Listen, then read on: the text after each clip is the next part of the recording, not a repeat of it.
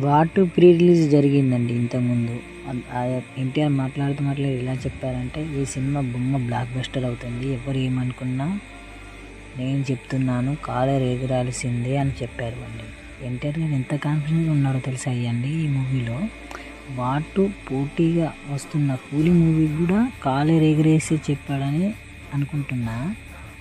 వాటు movie ఎలా ఉంటుంది, ఇలా చేస్తుంటే ఇంకా ఎలా హైప్ లేదు అన్నారు కదా వాటుకి.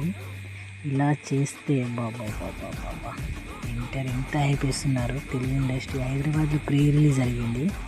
హృతిక్ రోషన్ చాలామంది డైరెక్టర్ వచ్చారు.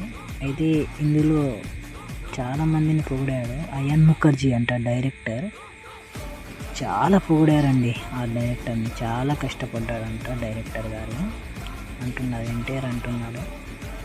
ఇలా జరిగిందండి ఈవెంట్. అయితే ఎన్టీఆర్ అయితే కాలర్ ఎగరేసుకొని మాట్లాడుతున్నాడు. ఏం మాట్లాడుతున్నా. ఈ వీడియో ఎలా ఉందో కామెంట్ చేయండి.